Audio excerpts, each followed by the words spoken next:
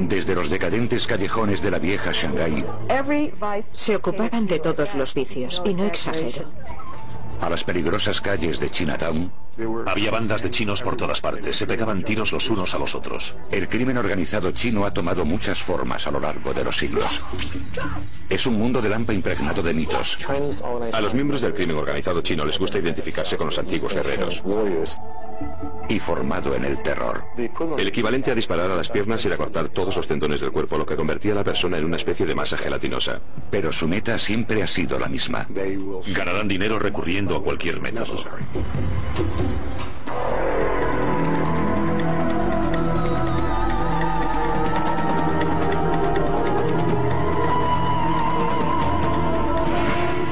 El crimen organizado. Episodio cuarto. La mafia china. 17 de diciembre de 1999. 12 hombres de la provincia china de Fujian se abren camino hacia una zona de carga y descarga próxima al puerto de Hong Kong. Los dirigen varios cabezas de serpiente, mercenarios criminales especializados en el contrabando de inmigrantes ilegales. Por un precio exorbitado, los cabezas de serpiente van a colar a los hombres en un barco que se dirige a los Estados Unidos, pero no como pasajeros, sino como carga. Amparándose en la oscuridad, los cabezas de serpiente meten a los hombres en lo que será su hogar durante las próximas 2 semanas. Un contenedor de carga de 3 por 12 metros. No creo que la gente que se mete en esos contenedores sea totalmente consciente de las circunstancias en las que van a viajar. Creo que están tan preocupados por llegar aquí que están dispuestos a correr cualquier tipo de riesgo. Después de unas horas, se termina de cargar y se cierran las puertas. El contenedor va cubierto por un toldo que permite que entre aire durante la travesía. Después podrán cortarlo, lo que permitirá salir a los hombres cuando lleguen a su destino, Seattle, Washington. Su única forma de contacto con el mundo exterior es un móvil, que deberán usar para contactar a su llegada con los cabezas de serpiente de Seattle. Sus únicas comodidades son unas pocas y vitales provisiones. Este contenedor en concreto tenía edredones, agua, alimentos, galletas de arroz y recipientes para eliminar excrementos. Al día siguiente, el contenedor, propiedad de una naviera con base en Tokio llamada NK Limited, es introducido en la bodega de un barco llamado OOCL Faith. A los agentes de la compañía se les ha dicho que el contenedor lleva un cargamento de unidades de maquinaria textil. Sobre él se apilan 8 contenedores más. Atrapados en su interior, los hombres de la provincia de Fujian se preparan para un viaje de 14 días de duración y 6.000 millas, un descenso a los infiernos. Les daba mucho miedo morirse o pensar en lo que podría pasarles durante el viaje, pero ya se habían comprometido, no había vuelta atrás. El tráfico de carga humana es solo uno de los muchos negocios ilegales que han convertido a la mafia china en una fuerza a nivel mundial. La mejor forma de resumir el crimen organizado chino es decir que es un supermercado del delito.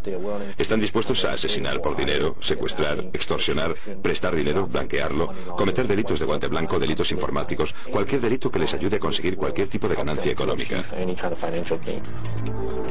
Pero durante los últimos 20 años el negocio de introducir ilegales ha crecido más que otros. Cada año introducen en los Estados Unidos a miles de ilegales chinos, usando una amplia variedad de conductos facilitados por una red global de cabezas de serpiente. Es una empresa criminal muy amplia. Ocurre en todas las fronteras terrestres, puertos y aeropuertos internacionales de los Estados Unidos. La gran mayoría de los que intentan colarse en los Estados Unidos, como los 12 hombres del OOCL Faith, proceden de la provincia costera de Fujian. Durante siglos los que emigran de Fujian se han lanzado al mar en busca de una vida mejor. Hoy miran hacia la montaña de oro, los Estados Unidos, donde un trabajador medio gana 10 veces más de lo que gana un fujianés medio. Incluso el salario más reducido de aquí puede ayudar a aldeas enteras de la provincia de Fujian. Hasta las peores condiciones de aquí son mejores que las mejores de allí. La recompensa de un viaje con final feliz puede ser enorme. Una nueva vida en América y dinero para enviar a la China. Pero los riesgos también son enormes. Los cabezas de serpiente cobran unas tarifas desmesuradas por sus servicios. Piensen en el margen de beneficio que queda si introducen 20, 30 o 40 chinos en los Estados Unidos a aproximadamente $40.000 por persona. Lo normal es que una familia o una aldea, o bien alguien que ayude desde los Estados Unidos, reúna el dinero para pagar el primer plazo de lo que cuesta enviar a uno de sus hijos a los Estados Unidos. Sin embargo, antes de que el joven pueda empezar a enviar dinero a casa, primero ha de pagar el resto de su deuda con el cabeza de serpiente. Casi siempre el resultado es una especie de contrato de servidumbre. Muchas horas de trabajo en restaurantes o talleres ilegales para un inmigrante ilegal a merced de un sindicato del crimen. Junto con el contrabando de ilegales vienen la extorsión, el secuestro y graves delitos de violencia que incluyen la muerte. No se trata solo de meter a un ilegal en un barco y dejarlo en una playa. Es una actividad que lleva aparejados otros delitos.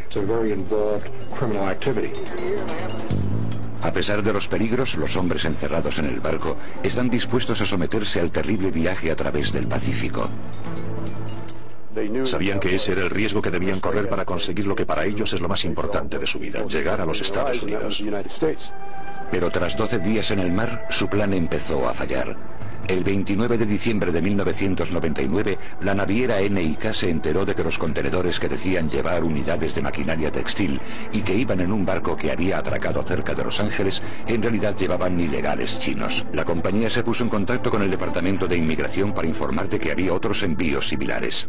Había 3 contenedores más enviados por la misma compañía que habían declarado el mismo tipo de contenido. Uno de esos contenedores iba a bordo del OOCL Faith. 6:30 de la mañana del 2 de enero de 2000, el OOCL Faith atraca en Seattle. Los agentes de aduanas y del Servicio de Inmigración están esperando y preguntándose con qué se van a encontrar. Por fin, después de 2 horas, el contenedor es retirado del barco y depositado aparte. Utilizando máscaras para protegerse de las enfermedades de transmisión aérea, los agentes de aduanas fuerzan la cerradura con cuidado. Hay muchos factores desconocidos a tener en cuenta antes de abrir un contenedor. No sabremos si habrá gente necesitada de atención médica o si habrá gente armada. Cuando se abren las puertas, un olor a basura y a excrementos impregna el aire. Los traductores ordenan en mandarín a los hombres que salgan.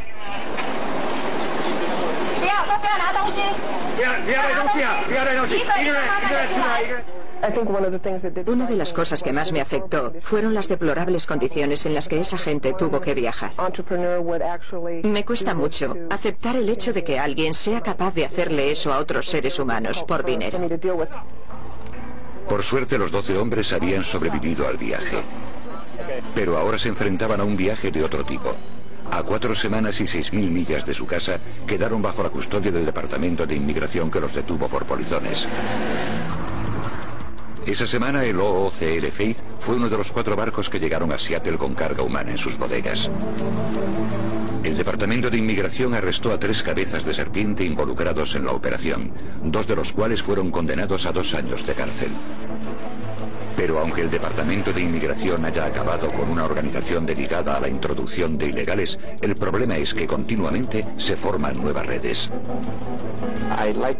Yo suelo decir que el crimen organizado chino es como el virus de la gripe, porque mutan constantemente para formar grupos distintos y alianzas diferentes, por lo que resulta muy difícil investigarlos. Hoy, en todo el mundo operan cientos de esos grupos. Pero los orígenes del mundo del hampa chino se encuentran en un grupo concreto, un sindicato del crimen secreto con un misterioso y mítico pasado, las Tríadas.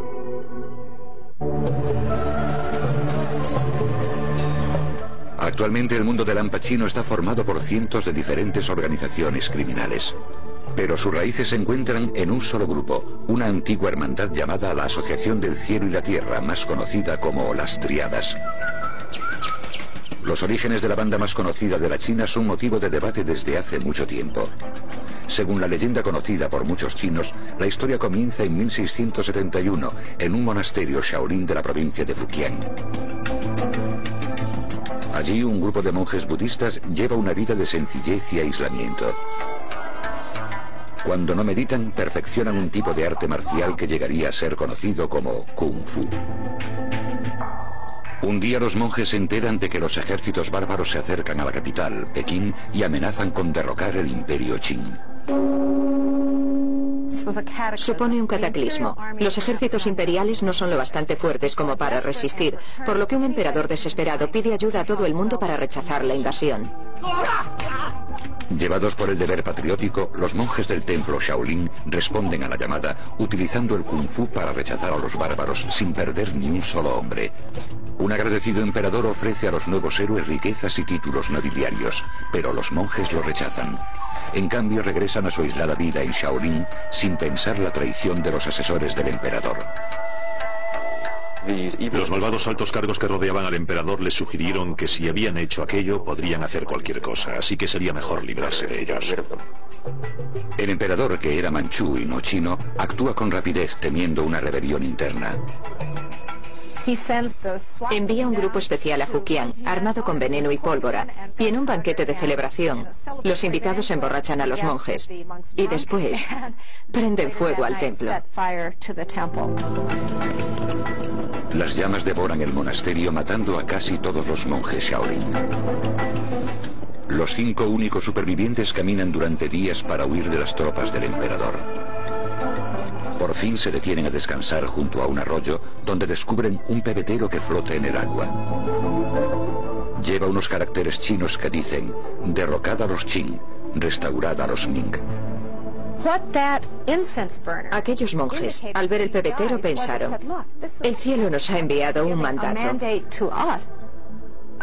Para los monjes el mandato está muy claro: deponer al emperador que los ha traicionado y restablecer la dinastía Ming para que la China vuelva a ser gobernada por los suyos. De este encargo patriótico surge una nueva hermandad que los 5 monjes se encargan de expandir por toda la China. Durante siglos, las distintas versiones de esta historia han dado forma a la mística de las tríadas. Sin embargo, los historiadores dicen que la leyenda de los monjes Shaolin es solo eso, una leyenda. De hecho, afirman que no hay nada noble en el nacimiento de las tríadas. A los miembros del crimen organizado chino les gusta identificarse con esos antiguos héroes y guerreros para darle un toque especial a sus actividades delictivas. Para mí no es más que puro cuento. Según los eruditos, la auténtica historia de las tríadas comienza en la provincia de Fujian durante el siglo XVIII. Era una época de agitación económica y los jóvenes que vivían al margen de la sociedad se vieron obligados a marcharse en busca de trabajo. Pero en Fujian los caminos eran peligrosos porque estaban llenos de bandidos y ladrones. En el siglo XIX, Fujian es el salvaje oeste de la China. Cualquiera estaba expuesto a que en cualquier momento lo insultasen, abusaran de él, le robasen, se aprovecharan de él, lo estafasen o incluso lo matasen. Como medida de protección, los jóvenes se juntaban para formar sociedades de ayuda mutua. Eran como familias adoptivas, hermandades unidas por sus juramentos de lealtad. Si estabas en el mercado y alguien intentaba engañarte, podías decir: si sigues engañándome, llamaré a mis hermanos y cuando acabe el mercado te machacarán en la cabeza. Pronto, las sociedades fundadas para defenderse comenzaron a delinquir también.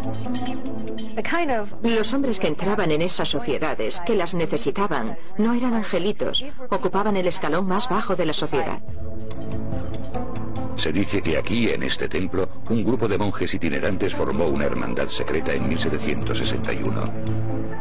La llamaron la Asociación del Cielo y la Tierra, nombre inspirado en la imagen tradicional china del orden cósmico: el cielo encima, la tierra debajo y los seres humanos en el medio.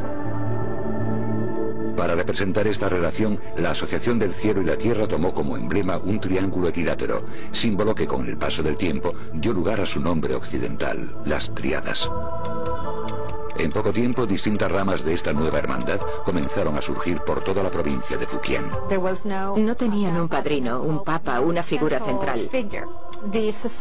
La sociedad se fundó como una serie de pequeñas unidades o células autónomas que parecían surgir casi al azar. Los nuevos miembros iniciaban con un solemne ritual cuyos elementos se siguen usando actualmente en las tríadas. El ritual solía empezar cuando los iniciados pasaban por debajo de varias espadas alzadas, lo que simbolizaba la entrada a una nueva familia. Después se sacrificaba un animal al que se desangraba y cuya sangre se mezclaba con vino y cenizas de incienso. Los iniciados se pinchaban un dedo añadiendo su propia sangre a la mezcla. Al final, tras jurar que nunca traicionarían los secretos de la hermandad, bebían. Durante décadas la Asociación del Cielo y la Tierra consiguió escapar al control del gobierno. Pero en 1787 el emperador descubrió su existencia. Debido a su mitología mesiánica, la leyenda de los monjes Shaolin, la misteriosa sociedad podía representar un peligro para la dinastía en el poder. Y se lanzaron a una caza de brujas por toda la costa de Fujian, donde en algunos lugares fueron casa por casa en busca de los supuestos miembros de la Sociedad del Cielo y la Tierra. Pero la caza de brujas no salió bien. Cuanto más interés ponía un gobierno en acabar con ellos, más crecían y se expandían. Algunos miembros pasaron a la clandestinidad y se repartieron por toda la China, llevando con ellos los secretos de su criminal hermandad. Casi de repente, la fracasada persecución del gobierno convirtió a la Asociación del Cielo y la Tierra en la sociedad secreta más famosa y célebre de la China. Durante el siglo siguiente, las triadas se extenderían por todo el sudeste asiático y se establecerían en los barrios chinos de Norteamérica. Sus actividades ilícitas abarcaban cualquier campo: tráfico de drogas, prostitución, juego. Y como las triadas formaban el grupo que definía el crimen organizado chino, surgieron decenas de imitadores. Con el tiempo, uno de ellos controlaría el oro blanco del tráfico de opio de la China, y con él la ciudad más decadente del mundo, Shanghái.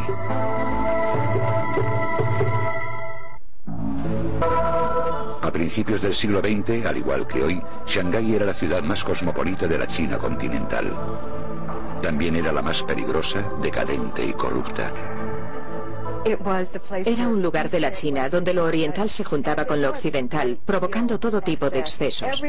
Se ocupaban de todos los vicios, y no exagero.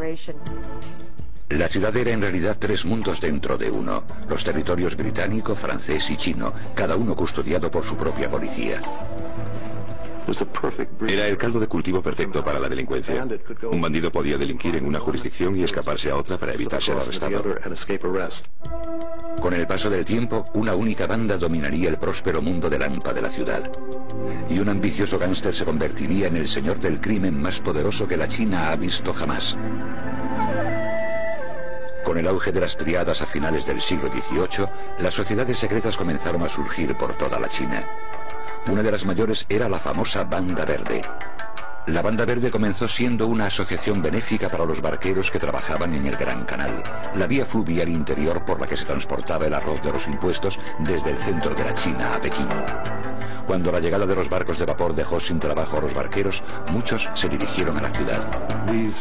Los componentes de la Banda Verde comenzaron a llegar a Shanghái, donde al principio fueron obreros normales, pero después comenzaron a tomar parte en los negocios ilegales de la ciudad. Gracias a su experiencia en navegación y transporte, los componentes de la Banda Verde se abrieron camino en el próspero tráfico de opio. El opio era el mayor negocio de Shanghái. Y de él dependían otros negocios ilegales auxiliares: robo a mano armada, prostitución, juego, préstamos ilegales, etc.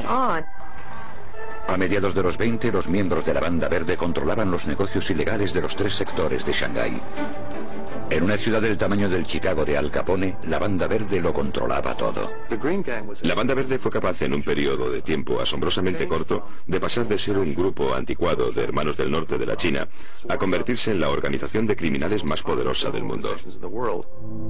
Y en medio de todo aquello estaba un gángster con más poder e influencias de las que Scarface podría haber imaginado: Du Yusheng. Du se crió huérfano y analfabeto en Pudong, una pobre aldea de campesinos al otro lado del río Huangpu, cerca de Shanghái. Llegó a la ciudad a los 14 años. De día el chico, conocido como Du el Orejotas, trabajaba en una tienda limpiando y pelando fruta. Por la noche se dejaba llevar por los vicios que ofrecía la ciudad, fumando opio y jugando. Era una persona inmoral, y Shanghái era una ciudad inmoral. Alrededor de 1910, Du juró su entrada en la hermandad secreta del crimen de la Banda Verde. Poco después, el astuto y joven matón comenzó a trabajar para el poderoso jefe del sector francés de la ciudad, Wang Jinrong, o como le apodaban, Juan Picado de Viruela. Juan era uno de los gánsteres más temidos de Shanghái. Además, también era el jefe de la policía china del sector francés de la ciudad, también conocido como Concesión Francesa. Wang era valioso no solo porque pudiera proporcionar información a la policía francesa, sino porque podía manejar el mundo del AMPA de la concesión francesa. En la concesión francesa, los gánsteres no compraban a la policía, eran la policía. Du Yusheng buscó los favores del jefe del crimen y llegó a convertirse en la mano derecha de Wang. Pero solo estaba esperando su momento. En Shanghái, la lealtad no te lleva a lo más alto. En 1924, cuando su mentor cometió un fatídico error, Du vio la oportunidad de entrar en acción. Todo comenzó una noche en la ópera. Wang Jinrong, el viejo padrino, era aficionado a la ópera. De hecho, era el propietario de un teatro de ópera que, en parte, había construido para agradar a una estrella de la ópera con la que estaba obsesionado. Iba 2 o 3 noches por semana a verla actuar. Esa noche, el hijo del jefe militar más importante de la región se encontraba entre el público. Cuando acabó la función, el joven y sus amigos comenzaron a silbar y a abuchear a la estrella preferida de Wang. Furioso por el insulto, Wang ordenó a sus guardaespaldas que le dieran una lección al arrogante príncipe. Se lo llevaron afuera y le dieron una paliza. Pero por una vez, Wang había ido demasiado lejos. En esa época los jefes militares eran los personajes más poderosos de la China. Controlaban el país desde 1911, cuando los rebeldes nacionalistas derrocaron al último emperador Qing, pero fracasaron a la hora de crear un gobierno nacional unificado. 2 noches más tarde, cuando el jefe militar secuestró a Wang y lo encerró, el gángster no pudo hacer nada. Para él fue una humillación terrible. Perdió toda su credibilidad. Wang picado de viruela, la persona más poderosa de la concesión francesa en la cárcel. Esto provocó el miedo entre la mayoría de los miembros de la organización criminal que él controlaba. El texto chino decía que parecían hormigas sobre una plancha de hierro caliente. ¿Qué hacemos ahora? Se han llevado a nuestro jefe. Sin embargo, Du Yusheng no se dejó llevar por el pánico. En cuanto vio su oportunidad, no la dejó pasar. Sabía que podía desplazar a Wang Jinrong. Primero, Du pagó al jefe militar para que liberase a Wang Jinrong. Naturalmente, después de eso ya nada fue igual. Wang, picado de viruela, tenía que mostrarse agradecido a Du Yusheng. A partir de aquel día, Du Yusheng fue el verdadero jefe de la Banda Verde. Fue un golpe de estado muy bien organizado, pero Du no se quedó ahí. También consiguió que el jefe militar aceptase proporcionar protección militar a los cargamentos de opio que llegaban a la ciudad. Así pudo hacerse con el control del negocio ilegal más lucrativo de Shanghái. Y pronto forjaría una alianza que le aseguraría dicho control durante muchos años. En 1923 las tropas del Partido Nacionalista se habían aliado con los rebeldes comunistas en una campaña para derrotar a los jefes militares y reunificar la China. La coalición se apoderó del norte, haciéndose con la región que rodeaba Shanghái. Pero la alianza nunca había sido demasiado sólida. El líder nacionalista, Chiang Kai-shek, no se fiaba de los comunistas y temía por su propio futuro si estos conseguían apoderarse de Shanghái.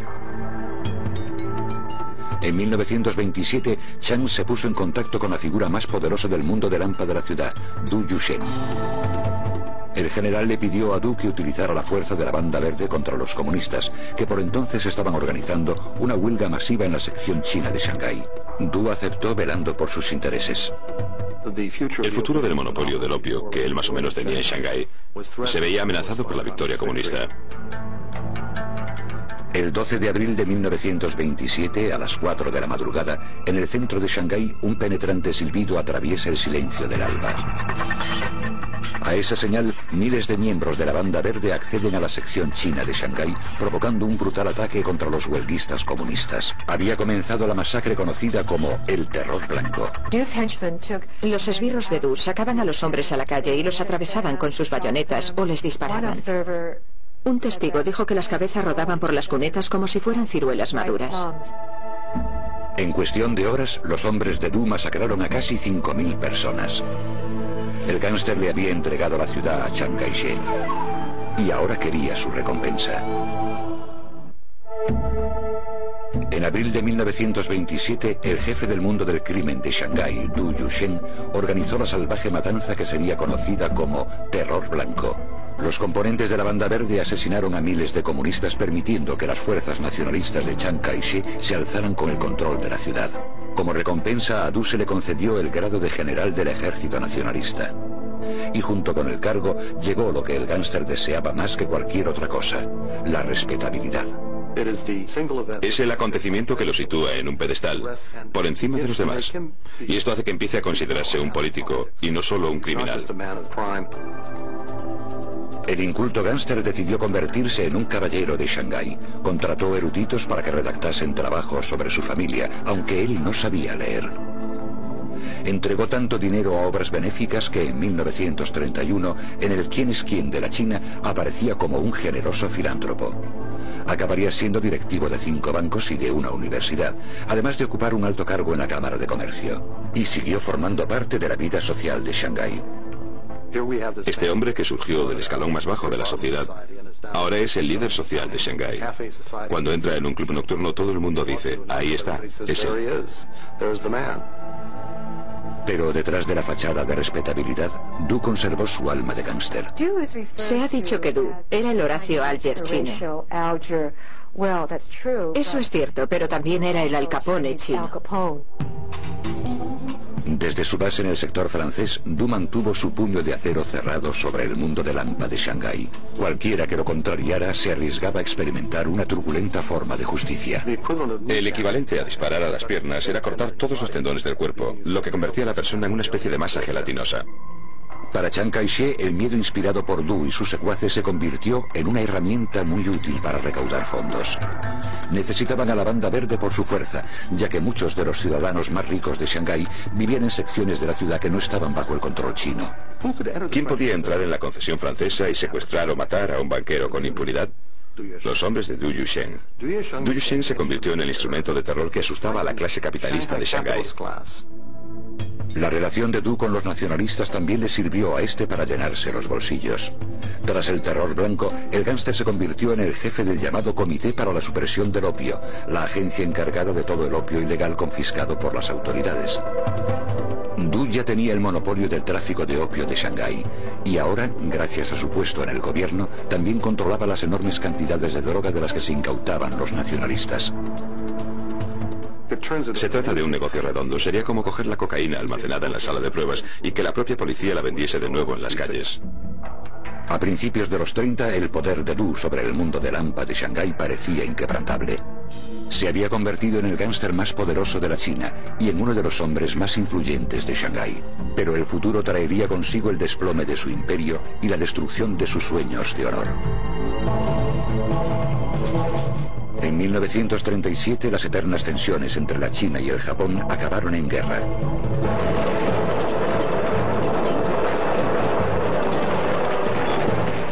El 14 de agosto, los japoneses atacaron Shanghái. Los refugiados de la sección china de la ciudad huyeron a las zonas internacionales con la esperanza de eludir la amenaza japonesa. Viendo cómo cercaban su ciudad, Du Yusheng movilizó el mundo del AMPA. Los componentes de la banda verde lucharon en primera línea de fuego del ejército chino y formaron unidades de guerrilla para resistir la ocupación japonesa. Pero eso no bastó. Tras 3 meses de encarnizada lucha, Shanghái cayó.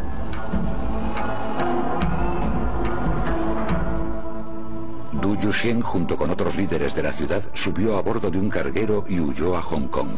El mundo del AMPA chino ya no volvería a ser el mismo. En septiembre de 1945, un mes después del fin de la Segunda Guerra Mundial, Du Yusheng regresó a Shanghái por primera vez en 8 años. Esperaba que la ciudad que él había intentado salvar lo recibiese como un héroe, pero no iba a ser así. Para su sorpresa, las multitudes que lo veían lo abucheaban porque los había abandonado. Los había dejado vivir bajo la ocupación japonesa, se había ido a Hong Kong y no tuvo que sufrir todo lo que ellos habían sufrido. En abril de 1949, cuando los comunistas de Mao Zedong empezaron a hacerse con el control de la China, Du se fue de Shanghái por última vez. Hacía mucho que había perdido su poder, algunos dicen que incluso estaba arruinado, y su salud se resentía tras varias décadas de abusar del opio. Murió en Hong Kong 2 años después, a los 66 años. Aunque entonces nadie lo lloró demasiado, su leyenda sigue viva. Du era la quinta esencia de Shanghái. Personificaba la ciudad. La revolución comunista acabó con el reinado de la banda verde en Shanghái, pero no destruyó el mundo del AMPA chino. Con cientos de bandas operando en el extranjero, el poder pasó del continente a la diáspora china. Con el paso del tiempo, una oleada de inmigrantes convertiría el barrio chino de Nueva York en un semillero para el crimen organizado chino. Y un joven y violento matón declara la guerra con el fin de controlarlo. Ciudad de Nueva York, 1977. En Mott Street, en pleno centro de Chinatown, se ha desatado la guerra. Había bandas de chinos por todas partes. Se pegaban tiros los unos a los otros. En medio de todo se encuentra Nicky Louis, el joven y ambicioso líder de una banda. Es su barrio. Al igual que John Gotti se sentaba delante del Raven Night Club, pues este controlaba Mott Street. Con 1,73 de altura y 54 kilos de peso, Nick Louis no da la talla de una leyenda de Lampa. Pero su carisma lo convierte en una de las figuras más temidas de Chinatown, uno de los centros del crimen organizado chino en Norteamérica. Jimpo y Louis llegó a Norteamérica cuando era un muchacho a finales de los 60. El que pronto sería conocido como Nicky formaba parte de una oleada de inmigrantes que empezó a llegar a lo que hasta entonces había sido un barrio tranquilo. Chinatown era una ciudad dentro de la ciudad de Nueva York. Se podía vivir en ella sin tener que hablar inglés y además se podía vivir muy bien. La población china presente en Norteamérica había permanecido estable desde 1882, cuando el Congreso aprobó la ley de exclusión china que prohibía más inmigración procedente de la China. Pero a principios de 1965 el Congreso invirtió dicha política, permitiendo que cada año entrasen en el país legalmente hasta 20.000 chinos. Casi de repente Chinatown se vio tomada por los recién llegados de Hong Kong, Taiwán y la China continental. Muchos eran jóvenes, a menudo terriblemente pobres e incapaces de hablar inglés. No conseguían empleo, así que tuvieron que salir a la calle y buscarse la vida. Al poco tiempo empezaron a formar bandas callejeras, versiones americanizadas de las hermandades secretas de la China del 18, con nombres que sonaban a antiguo, como los dragones voladores o las águilas blancas. Era una oportunidad para ellos. Y eso creó una especie de vacío de poder. Si estabas dispuesto a hacer cosas como amenazar a la gente con armas, podías ganarte la vida. Y aparece Nicky Louis. Violento y astuto, enseguida se puso al mando de una banda llamada Los Fantasmas. Mirabas a la esquina de una calle y a lo mejor había unos 20 o 25 fantasmas, pero aún sin conocerlo podías decir cuál de ellos era Nicky Louis. Era el líder, acudían a él para todo. Sabían que no podían ser Nicky Louis, pero podían vestir como él, podían caminar como él, podían decir que te jodan como él. Era un compendio de cómo actuar. Bajo el liderazgo de Nick Louis, los fantasmas pasaron de realizar pequeños hurtos al robo a mano armada y la extorsión. Sus blancos solían ser los restaurantes que bordeaban las calles de Chinatown.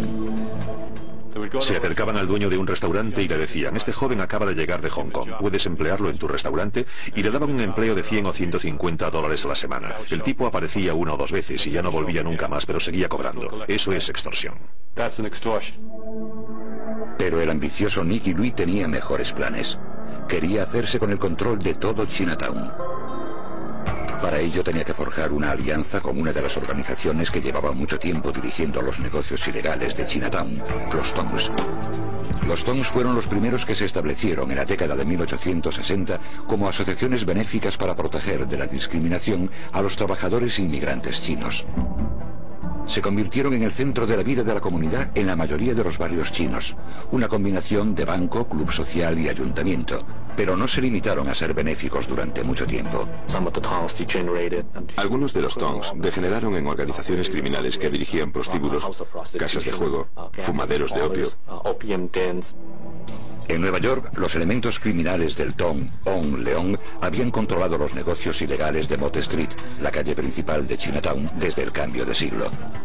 Pero a principios de los 70, la violencia entre bandas comenzaba a afectar a sus operaciones, sobre todo a sus lucrativas casas de juego.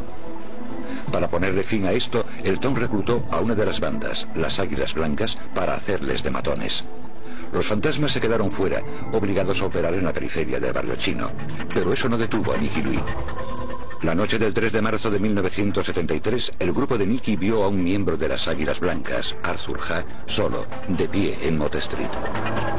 Clavándole un arma en las costillas, los fantasmas lo metieron en un coche y se lo llevaron a uno de los muelles de Lee River. Allí lo ataron, lo llevaron hasta el borde del agua y lo arrojaron a las rápidas aguas. Su cadáver se recuperó varias semanas después. El asesinato de Arthur Hack conmocionó el mundo del hampa de Chinatown. Demostraba que los águilas eran vulnerables, en lo que, supuestamente, era su zona geográfica segura. Poco después, el Tong On León contrató a los fantasmas como fuerza bruta. El control de Nicky Louis sobre Mott Street ya era completo, pero el éxito lo convirtió en un blanco. Le dispararon tantas veces que se decía que cuando se giraba para esquivar las balas por la noche, se oía el ruido metálico que hacían al chocar. Su habilidad para sobrevivir se convirtió en parte de su misterio y su dureza empezó a formar parte de un mito. Una de esas anécdotas legendarias ocurrió entre Nicky y un policía de Nueva York mientras el gángster yacía en el suelo sangrando tras haber recibido un disparo en el pecho. El detective le preguntó directamente, ¿quién te ha disparado? Y Nicky le dijo, ¿quién eres? Él contestó, soy del departamento de policía de Nueva York. Y Nicky le dice, que te jodan. Era un chico muy duro. Pero Nicky Louis no debía cuidarse solo de las bandas rivales. Después de que los fantasmas se apoderasen de Chinatown, no estaban contentos dentro de su propio grupo, porque algunos ganaban más que otros, así que había problemas dentro del propio grupo. La noche del 28 de agosto de 1978, Nicky se dedicaba a uno de sus pasatiempos preferidos, jugar al mahjong en el sótano de una barbería de Mott Street. No tuvo tiempo para reaccionar cuando un fantasma llamado Robert Shu, alias Patata, sacó una pistola y le pegó un tiro en la cabeza. Milagrosamente la bala no penetró en el cráneo. Nicky pega un salto y se pone a correr por entre los sillones de la barbería. Y esto es lo que él me contó. Oye el clic que hizo la pistola, lo que significa que o está vacía o se ha encasquillado. Pasa corriendo al lado del tipo y huye. Corre hacia Canal Street, hacia Elizabeth Street. Entra en la comisaría y dice, me han disparado. Ella no sabía quién podía querer matarle, ¿no es cierto? 2 días después, Nicky Louis se despertó en el hospital rodeado de policías. Aceptó cooperar con las autoridades y testificar en contra del que iba a ser su asesino. Pero al hacerlo, tuvo que contar su propio historial delictivo, incluidos varios crímenes. Su testimonio se volvería contra él en 1985, cuando los fiscales lo utilizaron para acusar a Nicky Louis y a otros 24 fantasmas de participar en negocios ilegales. Se volvió contra él. Encerró al tipo que le había disparado, pero fueron sus propias palabras las que lo llevaron a declararse culpable a él también. En octubre de 1986, Nicky Louis fue condenado a 15 años de cárcel. Su caída y la desaparición de los fantasmas supuso el fin de una era en el mundo del hampa chino. Ya no existe una definición clara de quién trabaja para quién y quién controla qué calles y qué negocios. Ahora es una especie de popurrí de asiáticos dispuestos a delinquir en una comunidad china. Desde que se fundó la Asociación del Cielo y la Tierra hace más de 2 siglos, el mundo del hampa chino ha sobrevivido y prosperado, pero no ha perdido ni un ápice de su misterio. Hoy en los Estados Unidos se compone de una escurridiza serie de alianzas en constante cambio que solo tienen en común el deseo de enriquecerse. Se dedican a todo, desde el contrabando de heroína hasta el contrabando humano, y han comenzado a traspasar las fronteras de sus propias comunidades. Están dispuestos a trabajar con cualquiera, mientras consigan ganar dinero. Por eso se han convertido en una amenaza mucho más significativa a la seguridad de los ciudadanos de este país. No resulta sencillo definir claramente el crimen organizado chino en la actualidad. Es algo muy complejo, muy intrincado, hay muchos espejos y mucho humo. Es una entidad en la que resulta muy difícil penetrar.